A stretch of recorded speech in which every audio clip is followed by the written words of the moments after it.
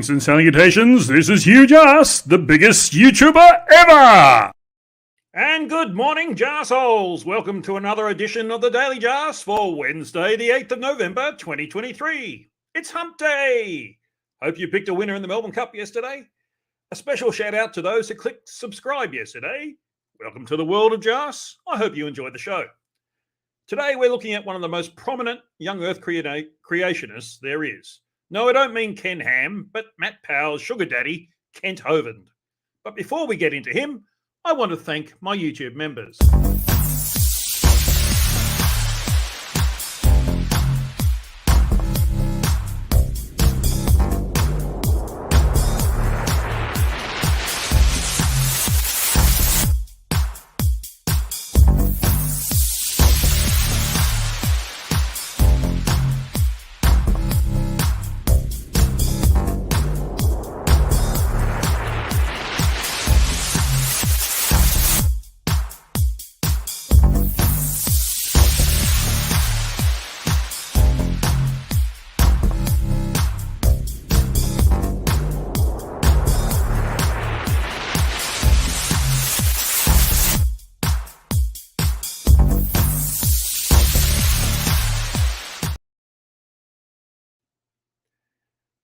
Thank you once again for all that you do for me, and thanks for being part of the huge Jarsz movement.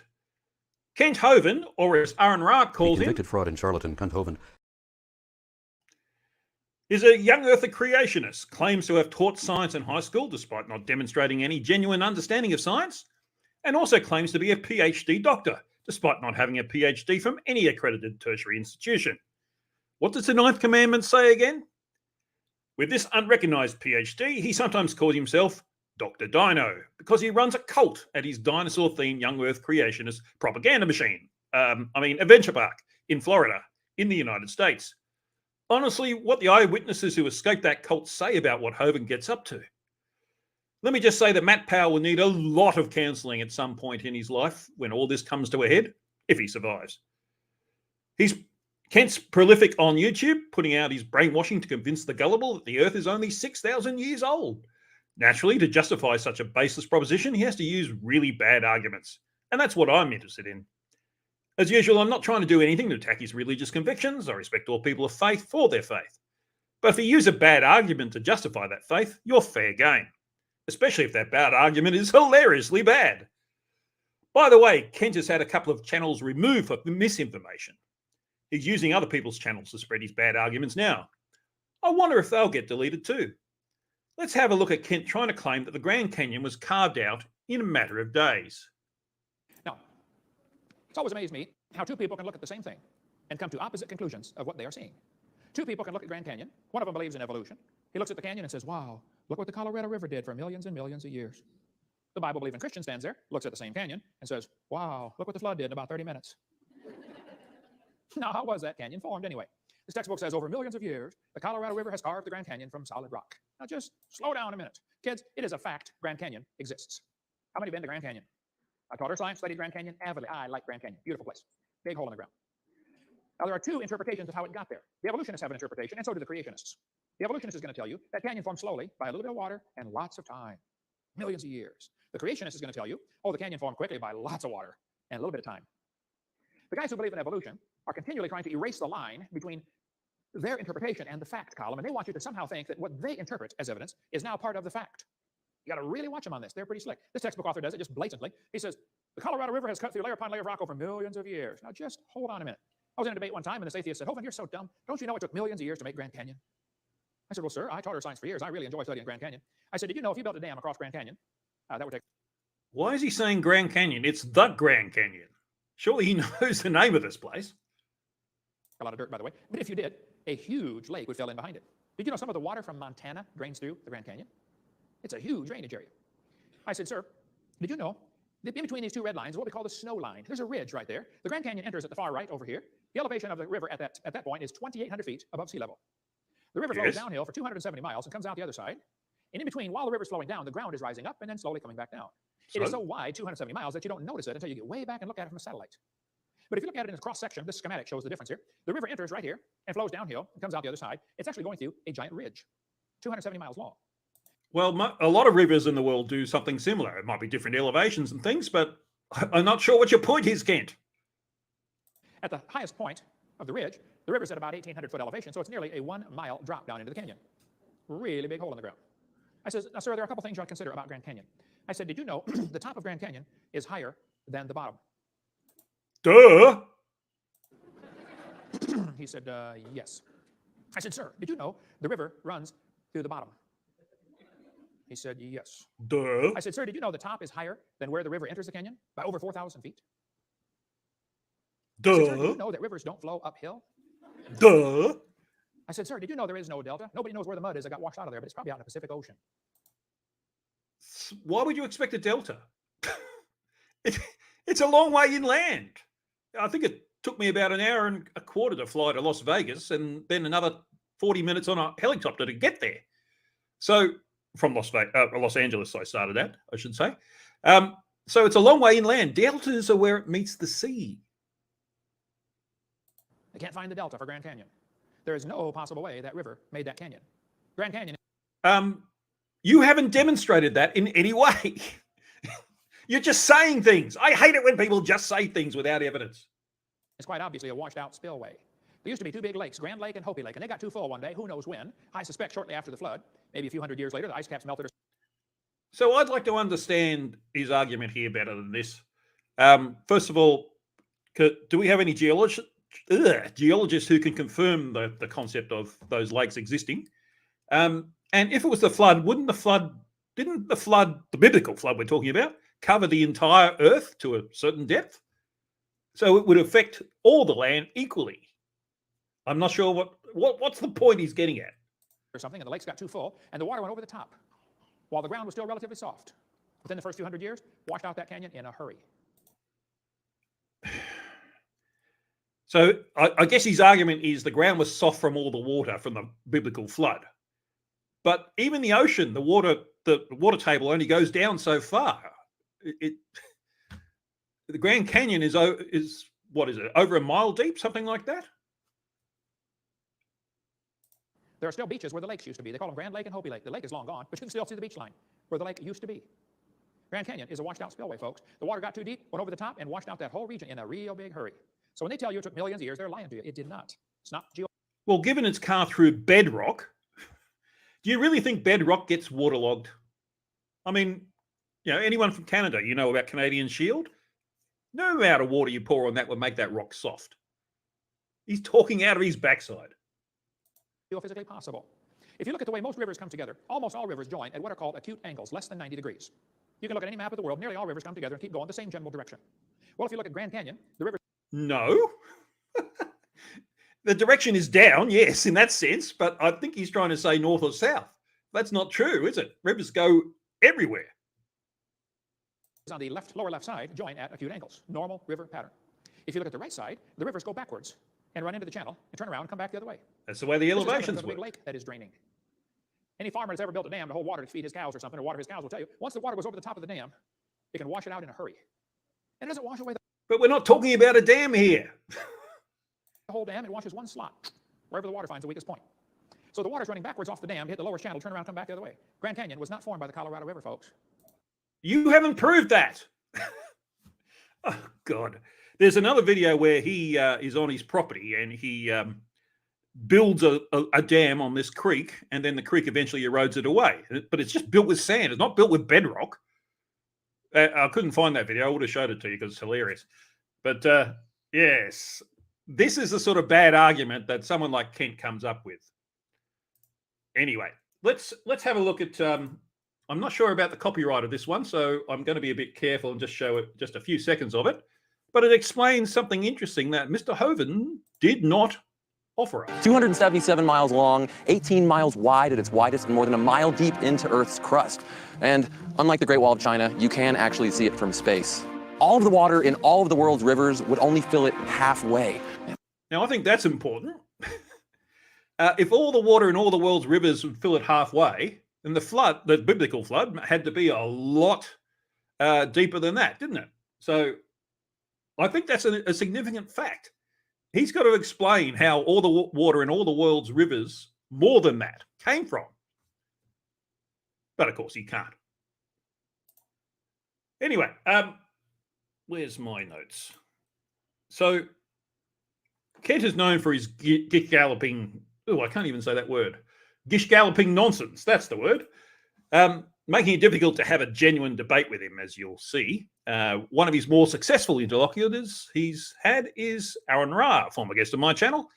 Look up that video when you get a chance. It was good fun. Let's have a look. So what I'm going to do here is they had a debate, and there was, of course, in a debate, it's hard to respond to certain points that people come up, especially if they're gish galloping. So Aaron said he's going to do a video series, which he's done, and refute Kent point by point. And then Kent, the one you'll see is where Kent's refuting those videos point by point as well. So I'm going to start off with Kent's response to Aaron's response to the debate, if you get the inception there. And then I'll show Aaron's response to what you see here. Hovind doesn't know what my expertise is. This coming from the guy who declared himself to be an expert on dinosaurs and the Bible without any justification whatsoever, and despite a decades-long continuous display of such famously shameless incompetence as to be a laughable example of the Dunning-Kruger effect? Hold it. Laughable incompetence. A decade of shameful display. I think I've displayed, I know the topic of creation and dinosaurs fairly well. I think I've had 151 debates now on the topic, and I think you're mistaken. Well, given you've had, in all those 151 debates, you demonstrated that you didn't understand the topic well, I think incompetence is the appropriate term. Mr. Nelson? I don't claim to be an expert like he does. Okay. Well, let me just let that one slide. But I've forgotten more about evolution. Well, just let me show you Kent. I don't know they've ever claimed to be an expert on anything. Yes, he hasn't claimed to be an expert on anything. So, yet he says he demonstrates knowledge well. Than he'll ever know, and I will continue to. You have forgotten more about evolution than I will ever know. Evolution is a religion that people believe in. Nobody's ever seen a frog produce a non-frog or a cow produce a non-cow. You can. Yes. Yes. This is one of his main sticks. We all descend. We're not. You say we're descended from a rock. No one's ever seen a dog produce a non-dog. That kind of crap. It's such a straw man, and it's such an obvious straw man, and yet he sticks with it and he promotes it over and over and over. So, but I'm going to spare you from a lot of that. Let's just continue with this bit for a bit. You can believe it if you want, and you obviously do, but I don't think you understand what evolution really teaches. I show every night for the last 60-some nights, right from the textbooks, there was a big bang where nothing exploded, and then Earth cooled down, developed a hard rocky crust, and it turned into soup from the rain, and the soup came alive. That is all part of the evolution theory. And no, it's not. And when we get to Aaron, we'll get all the information you need to know that he's speaking rectally. Now, in the last 10 years, when you guys' feet have been held to the fire, you've tried to narrow evolution down to variations within different animals. There's a whole lot more to it than that. And I give 6 definitions, and you're going to show it in a minute. And my 6 divisions of that slippery word evolution are correct. I think you don't know anything about evolution. I think you believe a lot of things. You have a great faith. It's an admirable faith. But you don't know anything about evolution. To demonstrate how I am far more adept at this than he ever could be. Yeah, I am willing to debate, very much. Aaron did not want to do a debate, because then you have to follow certain rules, like don't interrupt. That's why he didn't want the debate, okay? I only agreed to do it if it was not billed as a debate, partly because I didn't want to lend legitimacy to it. Now, Aaron, you labeled this one tonight that I'm showing as debate round 1. Is it a debate or is it a discussion? I don't care, okay? But I want there to follow certain rules, like don't interrupt. You can interrupt me as I'm talking now. You can hit pause when you re-edit this. And we're probably going to go back and forth on this one for a long time. Aaron will address that in his response. But I'm going to hold your feet to the fire on each of the statements that you make. Just watch. This may take all night. Okay. I guess Kent's not afraid of having his feet to the fire because they burned away a long time ago. Convicted fraud, and partly because I know how. A convicted fraud. I am not a convicted fraud. Aaron, listen carefully. The videotapes, KentHovind.com, are going to be put up on our YouTube channel, on our website, drdino.com. You can watch for yourself. I was not convicted of fraud. Look up the word convicted. Look up the word fraud. I was not convicted of fraud. I was convicted of structuring, which is not fraud, I was convicted of not withholding taxes from employees. That Brady went through every single line of that charge and the conviction. I did not break any laws in that one. So You did not break any laws. So how come you were convicted and went to jail? No one goes to jail without breaking a law. was not convicted of fraud. Why would you make a statement like that? So you're convicted of structuring. I'm not a lawyer. I don't know what that means. But if you go to jail, you've broken a law. That is not correct. That is called poisoning the well, I believe, is the fallacy there. I was not convicted. Well, that implies that fraud is worse than structuring. Structuring, Jinx Yu says it was tax evasion. I'm not sure what structuring means legally. I'm not a lawyer. I'm not going to even try to explain that. But that doesn't make it any better, does it? Convicted of fraud. You're either confused or you're deliberately lying, but it's not true. Correct it, please, on the next one when you edit my comments here. Now, I couldn't find where Aaron actually corrected that, so I'm just going to leave that there. Kent said on his website, drdino.com, he has that information.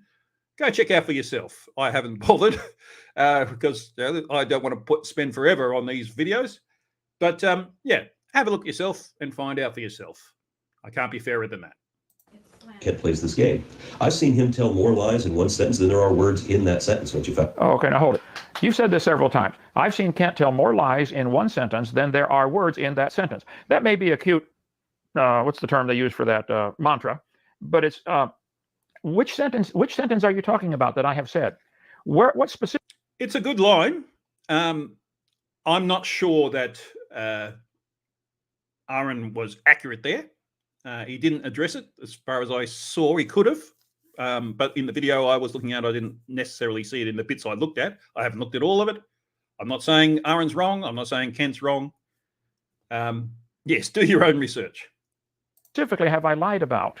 Where have I told more lies in one sentence than there are words in that sentence? If I ever see that, I might publish that in my community page. Your followers probably think this is great and applaud you. Yay, go get them. I think you're mistaken, Mr. Nelson. I don't think I've lied in any of the sentences. I believe I'm going to face God one day for every word I've ever spoken. Matthew 12, 36, 7, and 8.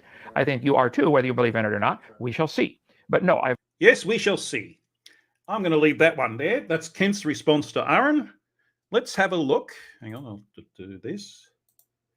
Let's have a look at Aaron's response to this response of Kent. The inception is really difficult. Let's see how we go. Religion that people believe in. Nobody's ever seen a frog produce a non-frog or a cow produce a non-cow. You can believe it if you want, and you obviously do. No, I obviously don't believe that. That is a straw man fallacy because evolution doesn't teach that and never did. You can't produce a secular textbook to support what you said because evolution doesn't even permit that, and it would violate evolutionary laws. Descent with inherent modification adheres to monophyly, meaning that every new genus or species or whatever is just a modified version of whatever its ancestors were and cannot grow out of their ancestry. So evolution allows new and different varieties of frogs, but it doesn't allow any frog to produce a non-frog, nor for an ape to produce a non-ape, which is why we are still apes. I don't think you understand what evolution really teaches. You have just proven that you don't know what evolution really teaches, or even what it is. Being in your career for this long, you have no excuse for not knowing the subject any better than that. You're demonstrating your learning disability again, because I've already corrected you on exactly this point when we spoke before. In no sense of the word is that a religion, because it is not faith-based, it's evidence-based. And it has nothing to do with any purpose for anything, much less anything to do with the beginning of the universe or what came prior to it, nor does it require a belief. I would suggest that we both start from not believing anything and just review the possibilities. I show every night for the last 60-some nights, right from the textbooks, there was a big bang where nothing exploded, and then Earth cooled down, developed a hard rocky crust, and it turned into soup from the rain, and the soup came alive. That is all part of the evolution theory. So before Aaron goes on, I'm supposed to, for copyright reasons, I need to interject occasionally because this is meant to be a review of this. But Aaron does such a good job of squashing Kent. It's hard for me to interrupt. So let's let him continue and continue wiping the floor with Kent. No, it isn't. None of that is. The Big Bang Theory, nucleosynthetic theory, stellar formation theory, and the assorted hypotheses of abiogenesis are all distinctly separate theories. Well, except for abiogenesis, of course. And none of them are any part of evolution theory. This sort of religious distortion of scientific concepts is what physicist Wolfgang Pauli famously criticized in saying, this isn't right, this isn't even wrong. Inmate 0645-2017 has just given us an example of fractal wrongness, where his perspective is so wrong that any arguments to support it are also wrong on every point and at every level. He's been corrected about this plenty of times before, including by me directly over and over again. But as I said, he does not concede any of his own mistakes because those are all he has, and he can't learn. So he just keeps repeating the same old lies, and I have to keep repeating the same corrections to them. For example, take a look at Berkeley University's introductory primer, Evolution 101, which I know he's already seen because he said so. Notice that it shows a basic division of prokaryotes and eukaryotes, but makes no mention at all about the origin of life, nor the origin of chemicals, planets, or the cosmos. That's because evolution is not about the origin of life, the universe, and everything. I think he's equivocating. That's actually a point. Creationists always get that wrong. Evolution is not about how life came into existence at all. It's about what happened once it was in existence. It's about the process of life forms evolving from one to another over a long period of time. They can't really get the concept of the length of times involved, creationists that is, as a response to external stimuli with the conditions of the planet as it was at that time. That's why we don't, certain forms work well, like crocodiles, for example, are still around. Others don't, and they become extinct millions of years ago. The modern definition of the theory of evolution, descent with inherent modification in reproductive populations of living organisms over many generations, and he's confusing that with the colloquial meaning of simply any change over time, which is what evolution meant back when Darwin initially chose that word and subsequently enhanced it. He says he got all this from his textbooks, but let's check mine. This one from Pearson says that evolution is descent with modification, the idea that living species are descendants of ancestral species that are different from the present day ones. And this one from McGraw-Hill says evolution is genetic change in population of organisms. And this one from Thompson says evolution is any cumulative genetic changes in a population from generation to generation, and that evolution leads to differences in populations and explains the origins of all the organisms that exist today or that have ever existed. Of course, the origin of organisms referred to what Darwin called the origin of species rather than the origin of life, because the origin of life obviously didn't begin with living ancestors, which is part of the definition of evolution. So abiogenesis is not part of evolution, and neither is planetary formation nor cosmogony, all of which were grossly misrepresented by this anti-scientist. As I've already explained earlier in this very debate, evolution is not a religion for the reasons explained by my most recent video and the first part of this series.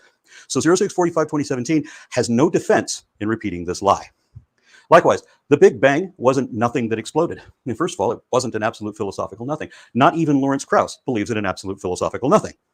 And cosmic inflation isn't really an explosion either.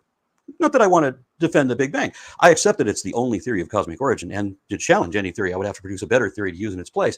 But I don't really like the Big Bang, probably because I don't understand it. He jumps from there. Now, there's some honesty that you'll never get from Kent. It's not Aaron's field. He's more into biology, but he doesn't fully understand the Big Bang. But he also accepts there isn't any other real feasible theory to explain what happened, and that's a reasonable position. To the Earth cooling down, skipping a significant step that we'll cover in a moment, but to say that the rocky crust of the Earth became a soup because of the rain is just indefensibly false. To add that the soup came alive is also false and shows that he doesn't have any idea what he's talking about. What a surprise. Kent doesn't know what he's talking about on a subject he's never really studied. What a surprise. Just a few more seconds of this one. As I explained in my middle school primer, abiogenesis is a multi-stage collection of overlapping processes in succession. And not only does it not necessarily depend on the primordial soup hypothesis, but it wouldn't be the soup coming alive even if it did. So everything he just said is inexcusably wrong. He even skipped out on one of his alleged intermediate stages of evolution, but he came back to it later. Well, let's do that one. All right, let's focus on this. All right, we'll leave that video there because we're running out of time. Yes, I think I've shown well, first of all, I want to comment how good Aaron is as a presenter. I mean, you see his videos, he does one take usually and just reads all this out. I presume he reads it out. I couldn't do it just off the top of my head. And he just structures it so clearly. Does a very good job. And yet Kent refuses to understand. And people like him, of course. People like Kent refuse to understand. Anyway, Aaron Ra is not the only one who has interlocked with Kent Hovind and our own Planet Walk has. And what I thought I'd do with this one, I have looked at this video before, but not for a while.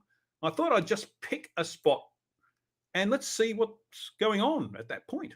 Evolutionists who want all of us to pay for your religion to be taught in schools, where's the evidence that a dog and a bird have a common ancestor? You got the charts in the textbooks, and we all pay for these things, but that's not science. A dog and a human, common ancestor. Well, do you believe a dog and a human have a common ancestor like this chart shows, Nick? Do you believe that? We need to start with, things like, things very, I'll use the term local, even though that's probably not a great term to use, because, if it's not, if we're going to go back and, have all the fossils that lead all the way back to whatever our common ancestor is, and have all the fossils, that'd take a long time. So it's very easy to start with the fossils, that we do have. We've got fossils that show that there is a progression. And if you take this progression from Lucy to, you've got Homo erectus, Homo neanderthalis, and Homo sapien, and a whole lot of other things in between, we can see that there is a progression of bones of something that looks fairly different to humans. There's also a progression of bones of something that looks fairly different to chimpanzees from the same thing. How is this not evidence for evolution? It's arranged. Planet Walk did a really good job there.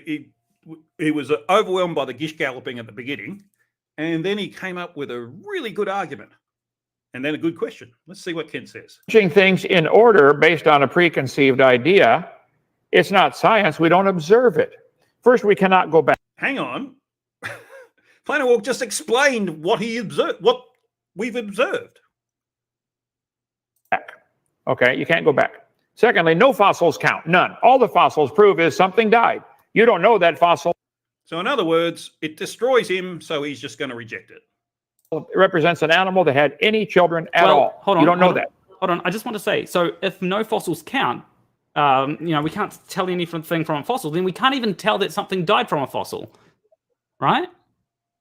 I didn't understand your verbiage there. What so if fossils don't count for anything, then we can't even tell that something died from a fossil because, it doesn't count, right? Well, fossils, the fact that fossils are found at all, I think is much better evidence for rapid burial and a flood. See, fossils don't form today. How many animals are going to die in New Zealand today?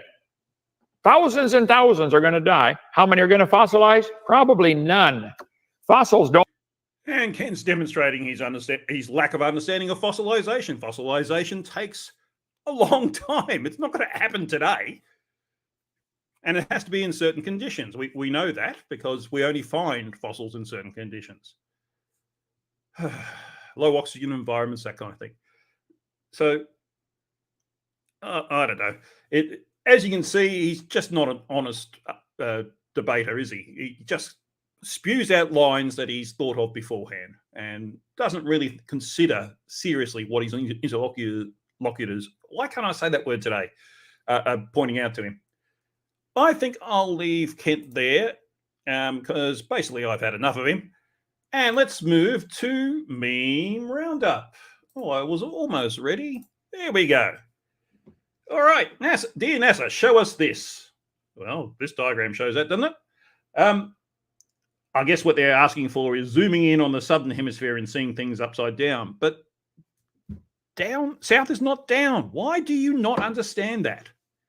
And go on Google Maps, Google Earth even, and zoom in. You can see aircraft flying around the southern hemisphere. And they're orientated towards the ground. If you consider that down, then they're flying upside down. You've got your answer. And I love this one. Oh, by the way, again, where's Wally? Thanks very much for these memes. Some of them I also got from the X platform and some Facebook groups. But I love this one. No photos exist of satellites in orbit. Prove me wrong. And they do that by showing a photo of a satellite in orbit. I think own goal there, guys. And on that satellite theme, Satan uses satellites to intercept and alter prayers before they reach God. They interfere with the flight paths of angels. Satellites cause navigational issues for Jesus and further delays his return to Earth. I've got a feeling that might be a parody one, but it kind of sounds like the sort of things a Flurf would say. But then again, it sort of admits that there's space, isn't it? Satellites are in space. Now, this is a debunker meme. You often see, in fact, this bit here, what's in the museum at the Smithsonian is Neil Armstrong's suit that he wore on the moon, which I've seen. I've been there. And the shoes look like that. They look flat. And yet moon prints look like this with the bars across it. And as this meme explains, the reason is they had overboots. And the idea was they go out, they put on the overboots as they leave the lunar module and then walk out onto the moon's surface. And then when they come back in, they can take those off, and that minimizes the amount of moon dust that gets into the cabin, which can get into the instruments and things like that. So it's just risk management. And they didn't bring those back because they didn't need that extra weight. It was never going to be used again. So that's why it's like that. It's such a simple explanation, yet Flurfs dig in. And this is a funny one. It's kind of the reverse of the space one, isn't it? Because you're down close to the ocean. Periscopes prove Earth am flat. At only 10 miles away, the target would be 66 feet below the curvature. For a start, most big ships are a bit taller than 66 feet, so you'd still see them. And second of all, periscopes go up fairly high these days. And I think this meme is tainted by people watching World War II submarine movies, where submarines couldn't be detected when they were close in, and you had to get close in to fire a torpedo because there wasn't any guidance on it anyway. So you wouldn't be 10 miles away. You'd be like 2 miles away at the most. Which is why in those movies, the destroyers could easily come over the top of them as soon as the torpedoes were fired. So the fact that Flurfs seem to form their worldview based on movies is hilarious. I'll just zoom in on this one. I thought this was a very good explanation of why rainbows exist. And of course, it's why we can also generate them indoors. It's got nothing to do with the dome. Flurfs seem to think you need to separate light out into a rainbow, white light into a rainbow. But you've got to have a solid prism. So that's what they say rainbows are. That's light coming through the dome, the sun. But that implies the sun's on the other side of the dome. But they don't think these things through, do they? Run silent, run derp. Whole string of news one. You're good. Yes. So yeah, but as you can see, it's when it enters a droplet, it refracts and then reflects off the back of the droplet, and then reflects out and becomes a rainbow. And that's what we're seeing. Millions of droplets doing this at the same time. That's a very good explanation. I'm saving that one. I'm going, when I see an idiot Flurf saying, oh, it must be the dome, then I can present this. And of course, they won't understand it, but that's because they're Flurfs. And this final one for a bit of a laugh. I'm pretty sure the baby's not in the woman like that. I wonder if a Flurf drew that one. And look at her arms. I mean, who has arms that go that long? Weird. Okay, so if you've seen a silly meme lately, send it to me and I'll show it on the stream, if it's fit for general consumption, of course. Contact details are in the description of this video. Let me know who you'd like me to look at in the future by leaving a comment below. I appreciate all suggestions. And for tomorrow, I'm following up on one of those suggestions, and I'm going to look at Brian's illogic. On horse recommendations. Thanks, Horst. I've been trying to avoid this, talking about Brian, because he says hilariously stupid things, but I mean, Brian, not Horst. But yeah, he hurts my brain so much. Do the YouTube things, like the stream, click subscribe, click the join button and become a member. Leave a comment. I love to read your comments. In particular, if you're one of the few who watch my videos who aren't subscribed to the channel, please click the subscribe button below this video on your screen. I'd love to have you as a subscriber. I think that just about does it. There's nothing left to do but cue the corgi.